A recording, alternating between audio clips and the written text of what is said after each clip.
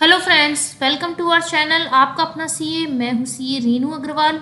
जैसा कि आपको पता है कि 43rd मीटिंग हो चुकी है जीएसटी काउंसिल की 28 मई को, और उसमें कई जीएसटी रिटर्न्स को एक्सटेंड कर दिया है, लेट फी का वेवर भी मिला है और एमनेस्टी स्कीम आई है और भी कई big relief GST tax payers को मिली है।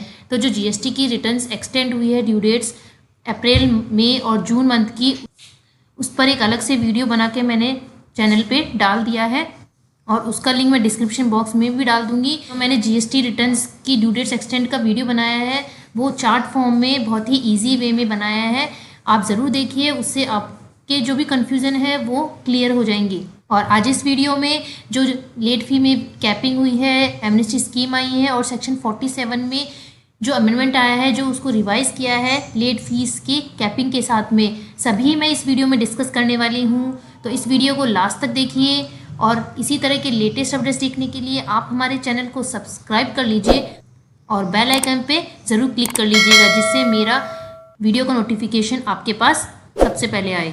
तो आइए हम डिस्कस करते हैं। तो मैंने ये चार्ट फॉर्म में एक समरी बनाई है और आपको पता है कि एमनेस्टी स्कीम पहले भी आ चुकी थी, लेकिन पहले जो एमनेस्टी स्कीम आई थी उसमें बहुत ज़्यादा टैक्स पेयर्स को रिलीफ मिला था, क्योंकि वहाँ पर कोई लेट फ़ी नहीं लग रही थी। लेकिन अब जो एमनेस्टी स्कीम आई है उसमें लेट फ़ी को कैपिंग कर दिया, एक मैक्सिमम लिमिट बना दी है लेट फ़ी की। और एक पॉइंट और मैं आपको बताना चाहूँगी कि जो एमनेस्टी स्कीम आई है वो और केवल आई है GSTR 3B रिटर्न के लिए, और किसी रिटर्न के लिए ये एमनेस्टी स्कीम नहीं आई है। तो जो पेंडिंग GSTR 3B की रिटर्न्स हैं फ्रॉम 1 जुलाई 2017 से 1 जुलाई 2017 से जो GSTR 3B पेंडिंग है, उनके लिए ये स्कीम आई है।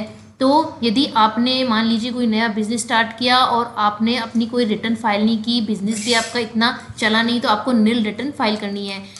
तो यदि आपको GSTR 3B 1 जुलाई 2017 से, जब से GST आया है तब से आपको अब तक नील रिटर्न फाइल करनी है, तो आप पर केवल 500 रुपये पर रिटर्न के हिसाब से लेट फी चार्ज होगी। और ये जो एमनेस्टी स्कीम आई है ये केवल 1 जून 2021 से एप्लीकेबल होगी और 31 अगस्त 2021 तक रहेगी, मतलब 3 महीने के लिए ये एमनेस्टी स्कीम एप्लीकेबल होगी। और ऐसे जीएसटी टैक्स पेयर्स जिनकी GSTR 3B पेंडिंग है 1 जुलाई 2017 से, जिनकी अदर देन नील टैक्स लाइबिलिटी है, मतलब जिनकी टैक्स लाइबिलिटी नील नहीं है, उनके लिए लेट फ़ी जो है वो लगेगी 1000 रुपये पर रिटर्न। तो आपको जैसे पता ही है कि GST पोर्टल पे जो लेट फ़ी लगती है और जो इंटरेस्ट लगता है वो GSTR 3B पे लगता है, GSTR 1 पे नहीं लगता। GSTR 1 पर नोटिस इशू किए जाते हैं। तो यदि आप GSTR 3B जो आपकी पेंडिंग फाइल्स हैं उनको फाइल करने का सोच रहे हैं, ये लेट फ़ी चार्ज होगी। लेकिन आप ये सोच रहे हैं कि मुझे इंटरेस्ट नहीं लगेगा, आपको इंटरेस्ट तो देना होगा, क्योंकि GSTR 3B पर 2 तरीके से चार्ज लगता है, एक होती है इंटरेस्ट और एक होता है लेट फीस। तो लेट फीस तो आपको 500 रुपये पर रिटर्न लगेगी यदि आपकी नील टैक्स लाइबिलिटी है, और 1000 रुपये पर रिटर्न लगेगी यदि आपकी अदर देन नील टैक्स लाइबिलिटी है। और इंटरेस्ट तो आपको देना ही होगा जो एप्लीकेबल रेट होगी। और ये कंडीशन जो एप्लीकेबल है वो 1 जून 2021 से 31 अगस्त 2021 तक रहेगी। मैं आपको एक चीज़ और बताना चाहूँगी कि जो 500 रुपये है, ये इस 500 रुपये में CGST और SGST दोनों लेट फीस इंक्लूड्स हैं। मान लीजिए यदि आप ये एमनेस्टी स्कीम नहीं आती तो आप पे 20 रुपये पर डे के हिसाब से लेट फ़ी लगती। तो आप सोचिए जब से GST आया तब से लेके अब तक आप पे कितनी लेट फ़ी चार्ज हो जाती। तो यदि 500 रुपये पर रिटर्न के हिसाब से आप पे लेट फ़ी चार्ज हो रही है तो ये आपके लिए एक रिलीफ ही है। और मैं आपको एक चीज़ से अवेयर और कराना चाहूँगी कि जो आप ITC क्लेम करते हैं वो आपको इस एमनेस्टी स्कीम में उसका बेनिफिट नहीं मिलेगा। तो मैं एक एग्जांपल से आपको समझाती हूँ कि जब से GST आया है 1 जुलाई 2017 से, तो फाइनेंशियल ईयर हुआ 17-18, देन 18-19, 19-20, 20-21 और 21-22। तो आपके जो ये 3 ईयर्स हैं 2017-18, 2018-19 और 2019-20 जो ITC क्लेम करने का जो पीरियड था वो जा चुका है। तो अब आप इनका ITC क्लेम नहीं कर सकते हैं।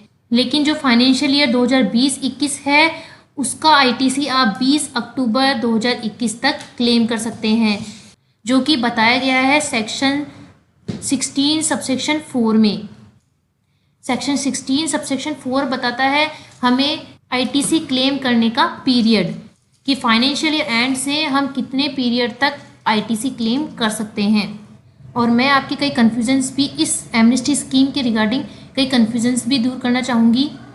कि मान लीजिए आपने जीएसटीआर 3 भी आपको फाइल करनी है, जो आपकी पेंडिंग फाइल्स हैं, उसकी आपकी जीएसटी की लायबिलिटी तो निल है, लेकिन आपका आईटीसी बन रहा है, तो आप अदर देन निल टैक्स लायबिलिटी में आएंगे, क्योंकि आपकी टैक्स लायबिलिटी तो नहीं बन रही है लेकिन आपका आईटीसी तो बन रहा है, इसलिए आप पर 1000 रुपये पर रिटर्न के हिसाब से लेट फी लगेगी। नेक्स्ट हम बात करते हैं जो अमेंडमेंट हुआ है सेक्शन 47 में लेट फी की कैपिंग के रिगार्डिंग। तो अभी मैंने जो एमनेस्टी स्कीम की बात की थी वो बात की थी जो पेंडिंग जीएसटीआर 3B है फ्रॉम 1 जुलाई 2017 से, और जो मैं अब बात कर रही हूँ सेक्शन 47 की लेट फी की कैपिंग की, वो बात कर रही हूँ जो अभी करंट जीएसटीआर 3B 1 जीएसटीआर 4 7 जो अब हम रिटर्न फाइल कर रहे हैं उसके बारे में, जो हमारी फ्यूचर जीएसटी रिटर्न्स हैं उसके बारे में, क्योंकि सेक्शन 47 में अमेंडमेंट हो गया है, तो ये फ्यूचर जीएसटी रिटर्न्स के लिए लेट फी की कैपिंग है। ये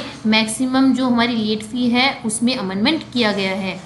तो हम देखते हैं कि जीएसटीआर 3B और 1 जिसमें आपकी कोई टैक्स लायबिलिटी नहीं है, निल टैक्स लायबिलिटी है, उनके लिए जो लेट फी है वो 500 रुपये पर रिटर्न कर दी गई है। और ऐसे जीएसटीआर टैक्स पेयर्स जिनकी अदर देन निल टैक्स लायबिलिटी है और जिनको जीएसटीआर 1 और जीएसटीआर 3B फाइल करनी है, उनको बाइफ्रिकेट किया है टर्नओवर के बेसिस पर। तो जिनका टर्नओवर 1.5 करोड़ तक का है उन पर लेट फी लगेगी 2000 पर रिटर्न के हिसाब से, और जिनका टर्नओवर 1.5 करोड़ से तो ज़्यादा है लेकिन 5 करोड़ तक का टर्नओवर है उन पे लेट फी लगेगी 5000 पर रिटर्न के हिसाब से, और जिनका टर्नओवर 5 करोड़ से भी ज़्यादा है उन पर लेट फ़ी लगेगी 10,000 पर रिटर्न के हिसाब से। ये जो मैं लेट फ़ी बता रही हूँ ये है मैक्सिमम लिमिट, ये लिमिट मिनिमम नहीं है कि मिनिमम 500 रुपये पर रिटर्न लगेगा, ये लिमिट है मैक्सिमम, मतलब इससे ज़्यादा आपको लेट फ़ी नहीं लगेगी। यदि आप जीएसटीआर 3B या जीएसटीआर 1 यदि आपकी निल टैक्स लायबिलिटी है तो आप फाइल नहीं कर रहे हैं तो आपको 500 रुपये पर रिटर्न तक मैक्सिमम लेट फ़ी लगेगी। मिनिमम जो लेट फी है वो है 20 रुपये per day in case of nil return, और मिनिमम अदर केसेस में 50 रुपये पर डे है जीएसटीआर 3B की, और जीएसटीआर 1 की जो मिनिमम लेट फी है वो है 200 पर डे। तो ये मैक्सिमम लिमिट है, इससे ज़्यादा आपको लेट फी नहीं लगेगी। नेक्स्ट हम देखते हैं जीएसटीआर 4 की। तो जीएसटीआर 4 की यदि आपकी निल लायबिलिटी है तो आपकी जो मैक्सिमम लेट फी चार्ज होगी वो 500 रुपये पर रिटर्न चार्ज होगी, और यदि अदर देन निल लायबिलिटी है जीएसटीआर 4 की तो आपको लेट फी चार्ज होगी 2000 पर रिटर्न, ये भी मैक्सिमम लिमिट है। जीएसटीआर 7 उन टैक्स पेयर के द्वारा फाइल किया जाता है जिनको रिक्वायर होता है टीडीएस डिडक्ट करना। कि यहाँ पे जो पर डे दे रखा है ये दे रखा है मिनिमम लेट फी, तो जो मिनिमम लेट फी है पर डे की वो है 50 रुपये पर रिटर्न, और जो मैक्सिमम लिमिट है वो है 2000 पर रिटर्न के हिसाब से। और जो ये लेट फी दे रखी है मैक्सिमम लिमिट दे रखी है ये सीजीएसटी और एसजीएसटी दोनों इंक्लूसिव है।